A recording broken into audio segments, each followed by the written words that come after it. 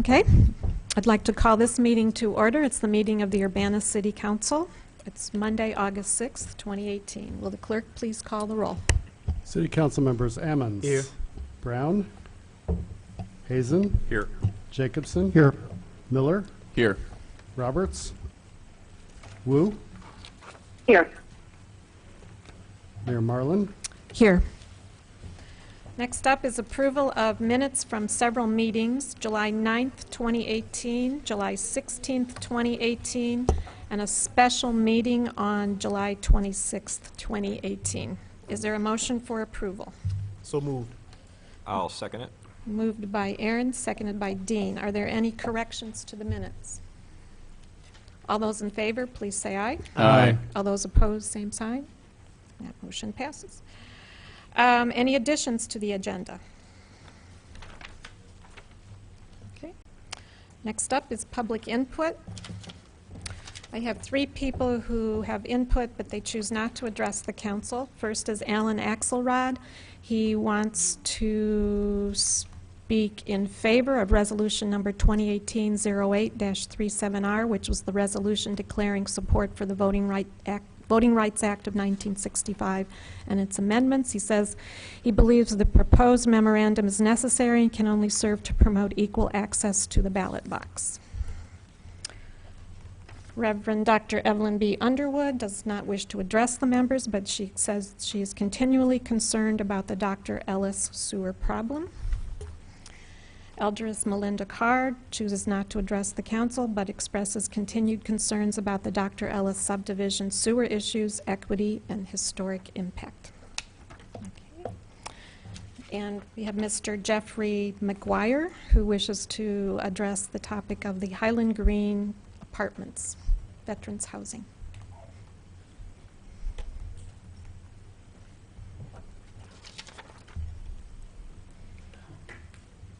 Good evening. Good evening, and just speak into the microphone. My name is Jeffrey McGuire. I'm actually a retiree that's a veteran that lives over in the Highland Green Apartments that was just built last year over there off of Kerr. I figured I'd bring to your guys' attention the lack of management that's been done to include the property owners that are out of Chicago, according to the number I was given. There's a lot of drug use going on, public drinking, fights. The cops have been called out there many occasions since we've all signed our leases last fall. Me being since September 29th, I've called personally 5 times for different reasons. It now has come to the point to where we are actually looking to move out of Champaign County because of the way the housing is over there. It is unsafe for veterans, especially ones like myself who saw combat time. My stress level in that's as if I just came home yesterday from combat. My last combat tour was in 2011. The VA is aware of this. The Salvation Army Veterans Office that helps veterans is aware of it, along with the Veterans Assistance Commission also. So I figured I'd bring it to your guys' attention because I tried going through Land of Lincoln and have gotten nowhere. So if you guys have any questions for me, please feel free or give me a call at any time. I'm home all the time, so if you have any more details that you want to know. I did already call the community development lady there today and talk to her, so she already is kind of looking into part of it. And the mayor talked to me before the meeting a little bit. But if you guys want to talk to me, by all means, feel free, or even after the meeting too. So thank you. Thank you. I did want to share that we will be contacting the management directly about these issues. As you recall, the company that manages Crystal View Townhomes also manages Highland Green. So we've had several years of experience there, so we will be contacting the management, and thank you for bringing this to our attention. No problem. Appreciate it. Any other questions? Dean? I just want to thank you for your service and obviously painful sacrifices. Thank you. Thank you. Do you have Eric? Yeah, Sorry. I mean, I appreciate that too, and I guess the other entity to bring into play. I mean, you've done individual calls for service to police, obviously, or at you and other people, but I guess the issue is there something more that we can be doing systematically in terms of patrolling there or investigating there. And I'm just, Yeah. it probably goes without saying that you're going to pursue that, but I thought I'd say it for the public record. We'll be following up for sure. Yeah, we've talked to the dispatch up here in person, plus over the phone. I've actually, when we've gone out of town and visit family up in Peoria, which is, I'm originally from East Peoria area, we moved down here to be closer to our grandkids after my last tour in 2011.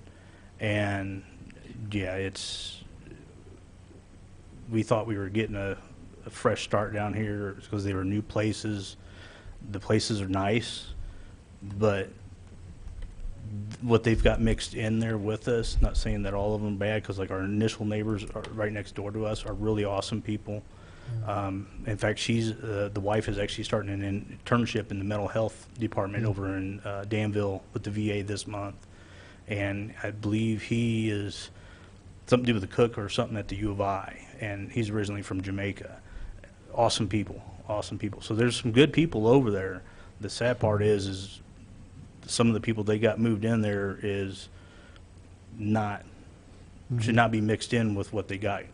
Yeah. Especially for the veterans' point of view. One veteran's already gone. He actually moved and went to New Jersey, so he's left state.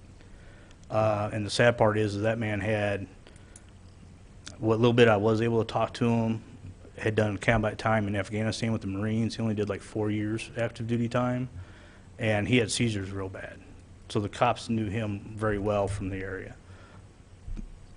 Sadly, he hung around with part of the wrong crowd over there, and he believed part of what they said.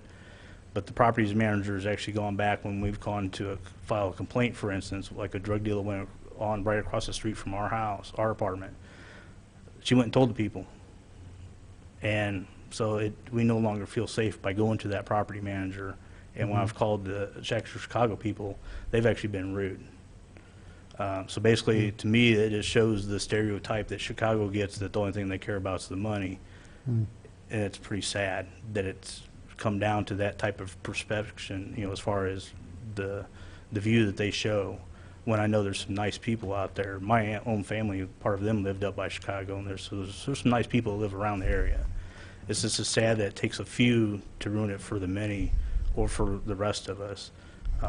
It's something that I thought you guys needed to know, so that's why I came tonight. So Thank you for coming. no problem. Thank you.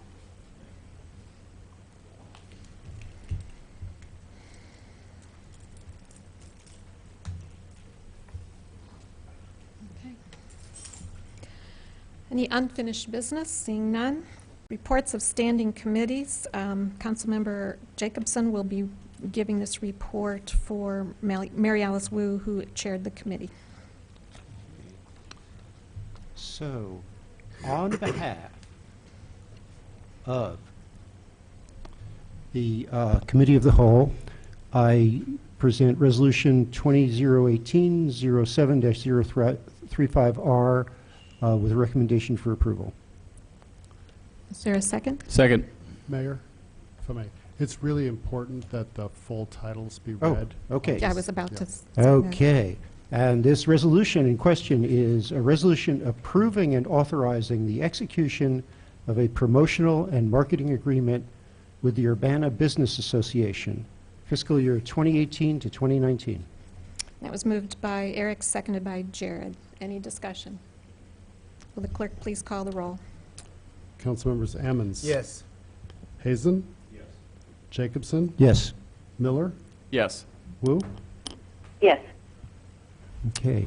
motion passes. On behalf of the Committee of the Whole, I present Resolution 2018-07-036R, a resolution approving and authorizing the execution of a promotional and marketing agreement to visit Champaign County with a recommendation for approval.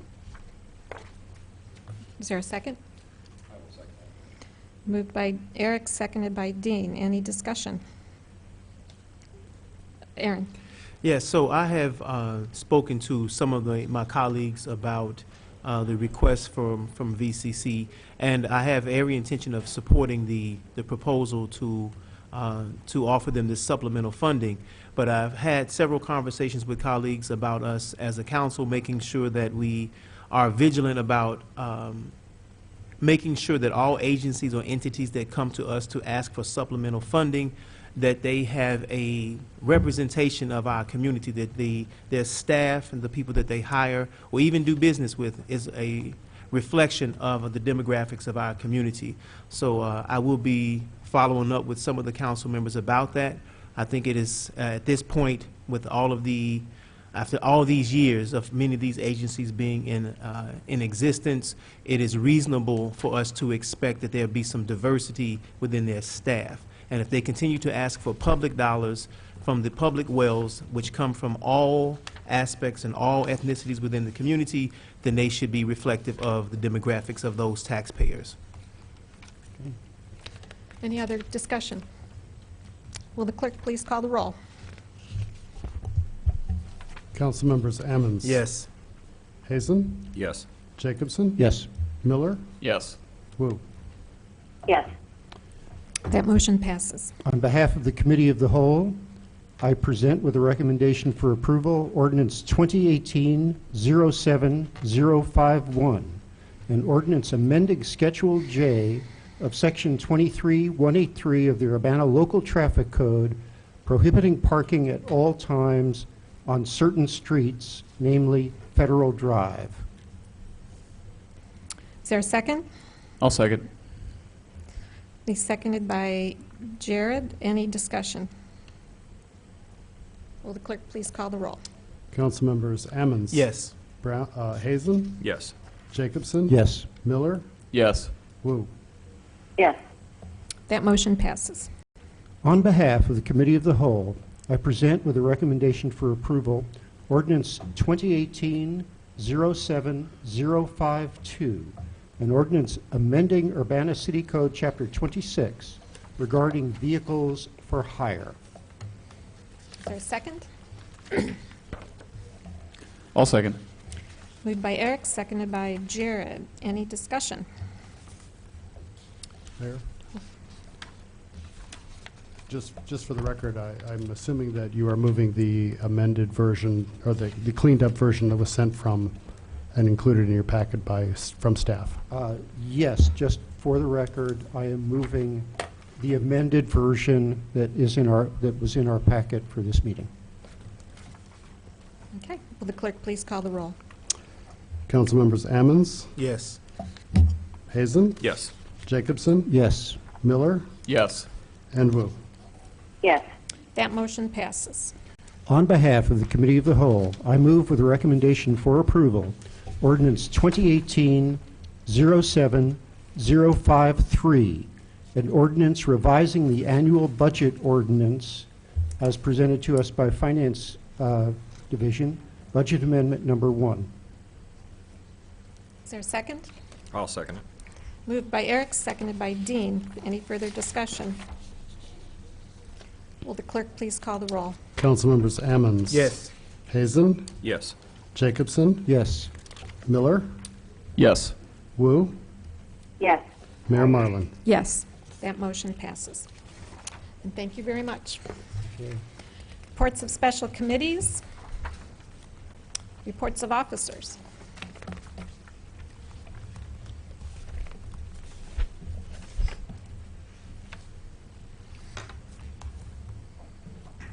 Good evening. I will be doing the Business and Development Report for July from Economic Development. This is Libby Horwitz of Economic Development. Thank you. Starting with the Kickapoo Rail Trail, the Champaign County Regional Planning Commission has been funded $100,000 in federal funding as well as $25,000 from Carl to study the extension of the Kickapoo Rail Trail through downtown Urbana. So that would be from the current terminus of the current Kickapoo Rail Trail created by the Champaign County Forest Preserve, and that would end at Lincoln Avenue. Also, the other partners would be the Urbana Park District has worked hard with this, as well as the City of Urbana. Lincoln Square Mall continues to expand office, health, and wellness users. 5 currently expanding and new businesses have been announced. The PASS program, a medical test preparation program, began classes on July 30th, and that's expected to bring about 30 to 40 students each semester, and that's a relocation from Champaign. The Idea Store is relocating from its current Champaign location. Miranda's Loom, which is a functional arts retailer, is also going to relocate and open in September 1st. Races and Casa are both relocating within the building, from the building, and also doubling their current spaces. Elliott Counseling, a mental health service provider, is relocating and expanding from Champaign and plans to open September 1st. Also, we believe that they have contracted with a new janitorial and security company as well. Sunnycrest Center is also seeing changes. They've hired new staff and started a new newsletter. Pace Center for Independent Living and American Society for the Prevention of Cruelty to Animals have expanded their office spaces within the Sunnycrest Center. Landmark Hotel will be going back to auction on September 11th with a minimum bid of $600,000. Rick George of Avison Young is now the new broker. You may have also noticed that there's a new sign at 2408 North Cunningham. That's of JX Enterprises. They bought the property in 2017. However, they plan to begin development soon for a Peterbilt Truck Center. They're relocating from their current location at 1510 Triumph Drive, which they've grown out of, and will add additional employees. The Washington School, former Washington School site at 1102 North Broadway, sold at auction to Matt Cho on June 25th. Lastly, the Urbana Art Expo will be September 14th to 16th at the Urbana Civic Center. The deadline is approaching for applications is this August 8th. Current events to be aware of: the Open Scene Open Mic continues. There's a few to look out for. Also, August 24th to 25th is Urbana Sweet Corn Festival. Some other new and notable businesses and business changes: Hybrid Performance Arts will be moving away, location to be announced. Campus Inc. has moved to Urbana. Tang Dynasty will be closing. Candy Kate Photo is a new business opening at 122 West Main. And La Micocacana, I'm sorry, I'm sure I'm mispronouncing that, Express, a new ice cream place, has opened at 1508 North Cunningham. Thank you. Any questions? Aaron? So the building on Broadway that was sold at auction, it's been empty for a long time. The Washington School site, Yes. correct? Yes. Yeah, when did the auction take place?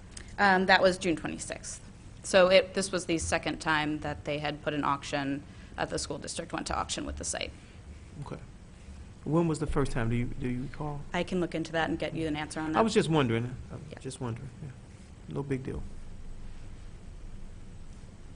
Thanks, Libby. Thank you. I wanted to just give kudos to the Community Development Department, particularly the Economic Development Division and our Planning Division.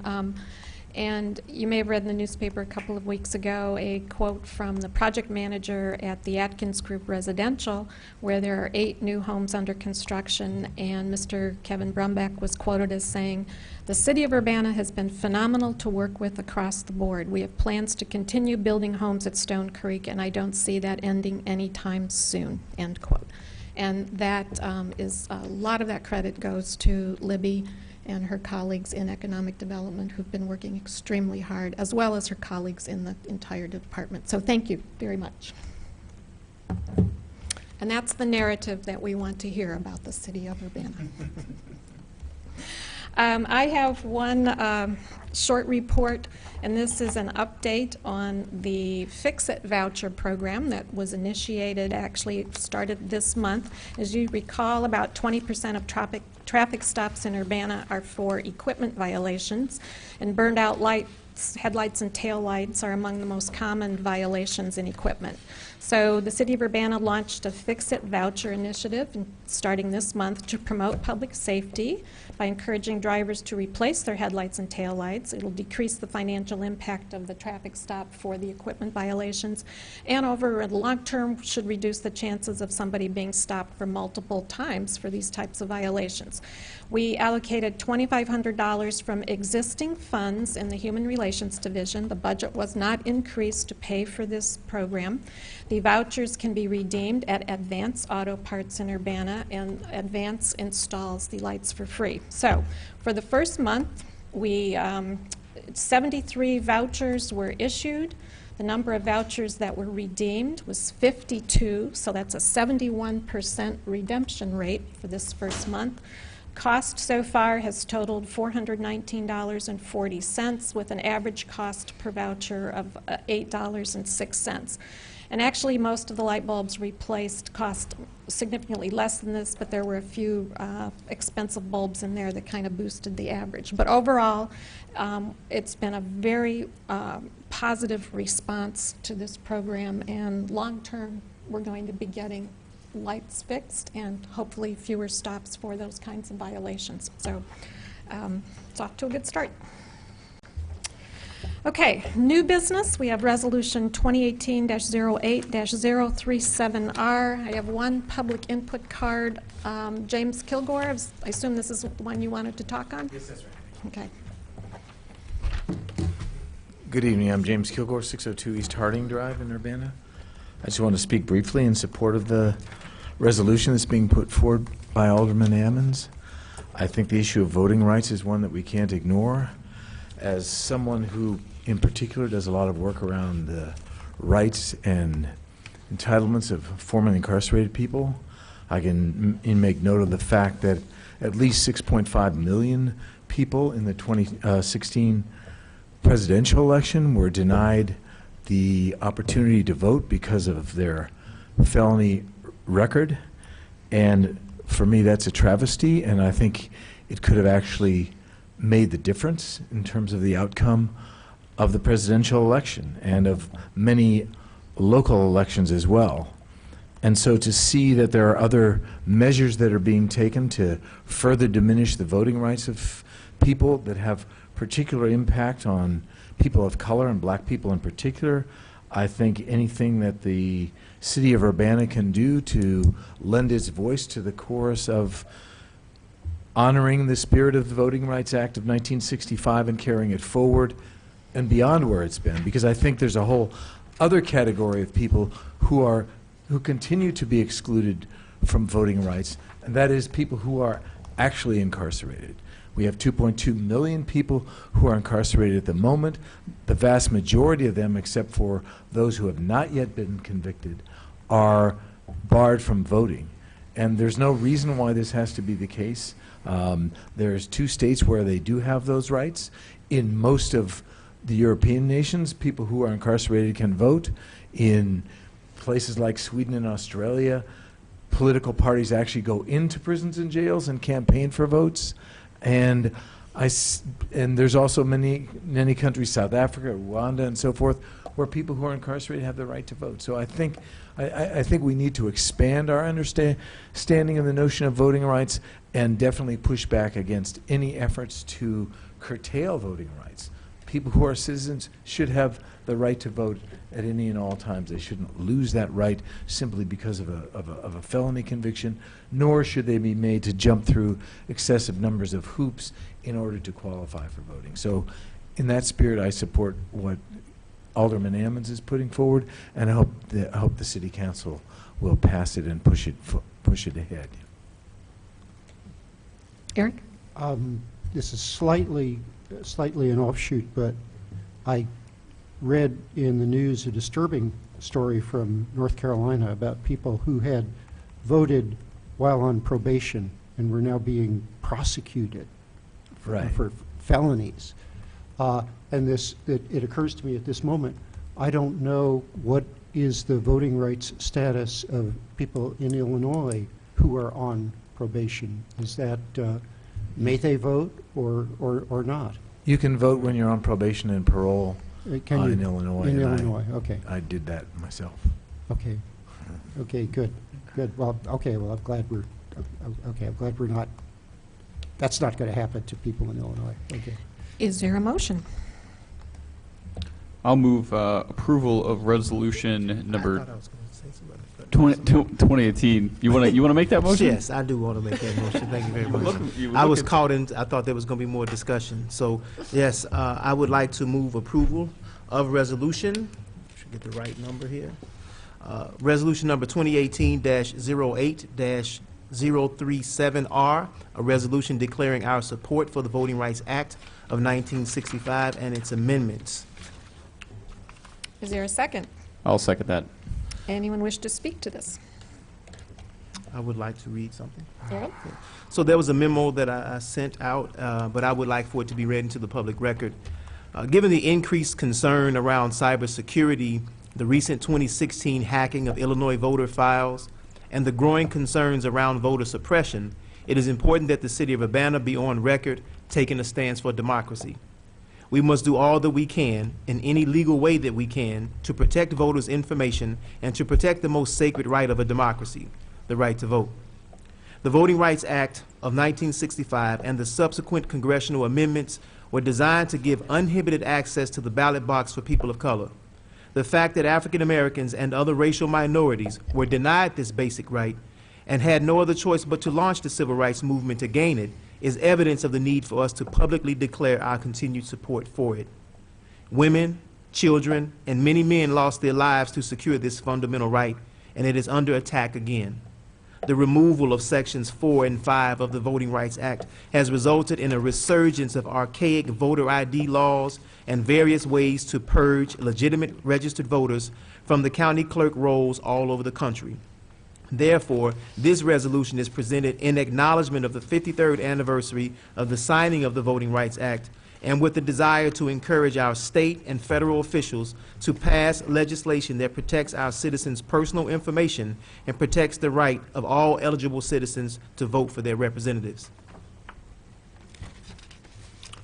Dean? I guess I have a question because frankly, I was completely in support of your resolution, Aaron, until this gentleman talked, and now I'm a little confused because you're talking about security for voting rolls, minorities' rights to have equal access to voting. He's talking about people incarcerated being able to vote. So that seemed to muddy the waters because I don't agree at all with what he's saying, but what's actually in your resolution is pretty general. Did you guys get to collaborate before this, or is it two different things? No, there's no collaboration in that sense. What I have proposed as a resolution is just what's in front of you. The public input is the perspective and opinion of the people who offer their public input. So this particular resolution does not speak to individuals who have felony convictions. I believe Mr. Kilgore was speaking to his experience and offering some clarity around people with felony convictions being able to vote in the state of Illinois. Right. And if they're on parole or probation, but that does not have any bearing at this point on this resolution. Okay, it just muddied the waters for me, but thank you. Eric? Aaron, when I hear it from you, I truly believe there was no collusion. Poor choice of words on my part. So, watching the news too much. Just quickly before we, did you want to say? Because, of course, today is the 53rd anniversary of the signing of the Voting Rights Act, but August 4th, just a couple of days ago, was the 54-year anniversary, if you will, when the young men, the three civil rights workers who were working for CORE, Andrew Goodman, Michael Schwerner, and James Chaney, were found in an earthen dam or an earthen grave in Mississippi in Nebosha? I can't say the county. I can't remember the name of the county in Mississippi. But just August 4th, it was the 54-year anniversary of their murders, if you will. I hate to say anniversary for such an occasion, but these were 20-year-olds who went out to register people to vote, and they lost their lives for that. Jim Reeb, Viola Liuzzo are all people who lost their lives in the right to get the right to vote. And they were on both sides of the fence, and Jim Reeb was a white pastor, Viola Liuzzo was a white woman from Detroit who came to join the movement, and of course Jimmy Lee Jackson was killed by a state trooper during this fight. We can even say Medgar Evers and those 4 little girls who were blown up at the 16th Street Baptist Church. So there's a lot that's on the line right now, and with the rollback and the resurgence of these laws that are attacking the right to vote, the right to vote, and making it difficult for people, it all amounts to voter suppression. And the Voting Rights Act was designed to to make uninhibited access to the ballot box for people who were eligible voters. So I appreciate all of my colleagues if you all would support this resolution. Will all those in favor of this resolution, please say aye. Aye. All those Aye. opposed? Thank you, Mary Alice. All those opposed, same sign. That motion passes. Thank you. And a copy of the resolution will be sent to Representative Carol Ammons and Senator Scott Bennett. Last item under new business are several appointments to boards and commissions. First is to the Champaign County Regional Planning Commission, Community Action Board, the Historic Preservation, that'd be Joel Sanders, who's a Urbana Police Department Patrol Lieutenant. Historic Preservation Commission is David Hayes. He's a 17-year resident of Urbana, associate professor in and head of the Department of Landscape Architecture at the U of I. And then for the student seat on the Sustainability Advisory Commission, Maddie Garbett. She's an Urbana High School student interested in local environmental issues. And this seat is newly created on the Sustainability Advisory Commissions, and it allows students under the age of 18 to serve on the commission and vote on motions that are non-binding, basically an advisory position. So this is the first student to be appointed to this role. And this is a result of requests several months ago from University of Illinois students and local high school students to have a voice on the Sustainability Advisory Commission. So we've created this seat. So is there a motion for these appointments? So moved. I'll second. Moved by Aaron, seconded by, is that Jared? Okay. All those in favor, please say aye. Aye. All those opposed? That motion passes. With no further business before this council, this meeting is adjourned.